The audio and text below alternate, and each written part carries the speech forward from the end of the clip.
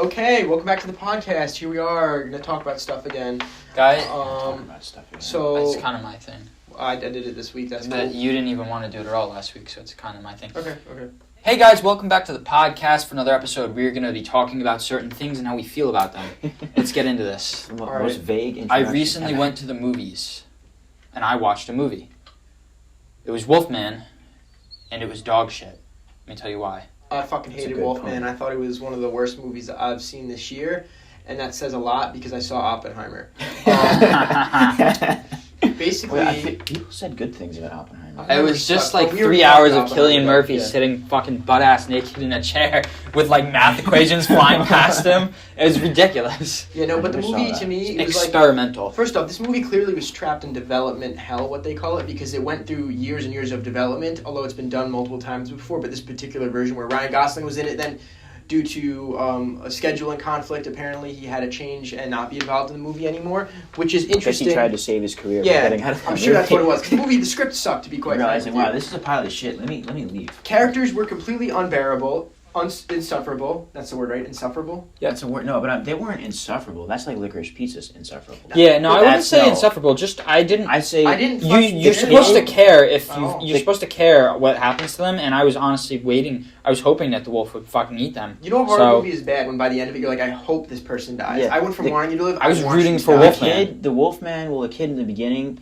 His dad was weirdly unnecessarily hard on him for the movie was just one of those things that's like. And when he grew up, you'd think he was gonna grow up to be a badass, but instead he's a pussy.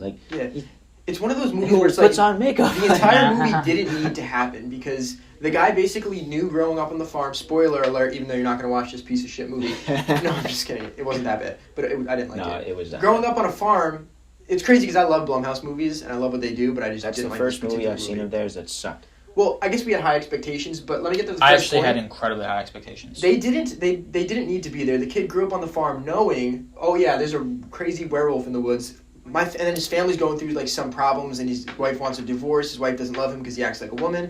And then it's like, let me bring my family back to the farm where I almost got killed as a kid, and that'll solve it. It really makes absolutely no sense. This movie did not have to happen. They go on and be like, okay, so our family is falling apart. What makes any family get back together? Death experience. A near-death experience, trauma, and like a weekend in the middle of fucking nowhere.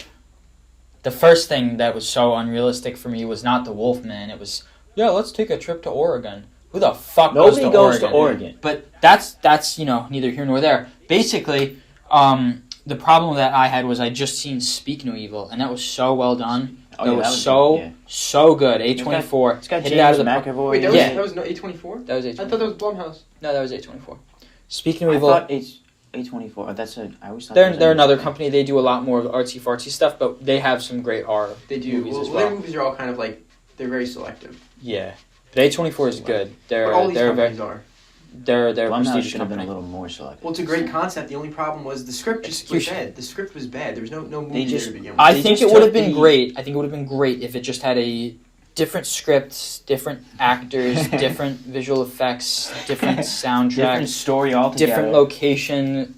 And also, I mean, here's the thing. It's kind of like they took the classic Wolfman idea and they raped it. Benicio del Toro's was cool though. Have you seen the South Park movie episode where they're like Steven Spielberg and George Lucas are raping Indiana Jones, and they literally show him getting raped by Steven Spielberg and George Lucas?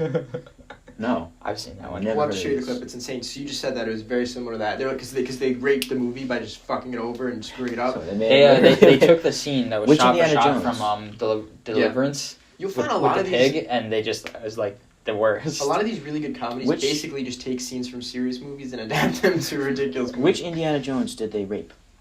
They're just saying because they kept remaking it and making sequels and stuff like that. I think this was in referring to like the. They probably did. What's the one that came out when we were like 9 years old? The Crystal Skull. Crystal Skull. That was I liked it. Which I thought it was cool, but no, looking back on it, I can see why it gets clowned because Shia LaBeouf is like swinging through the forest like. They make Shia LaBeouf like a badass when he's like even Stevens kind of. People have been saying on the pod, I look like Shia LaBeouf, and they take that they call any like young looking dude with like curly hair maybe. Yeah, they say like you're Tom Holland or I've gotten Shia that a LaBeouf. bunch. Tom Holland. I've gotten Tom Shia Holland LaBeouf. is not so far off though, but Shia LaBeouf is ridiculous. Yeah. I was told Tom Holland, like I had a Tom Holland quality, but not. I don't look like him at all. Who Because we have boyish charm. said that to Yeah, you? I That's think what All I men in our said. family do.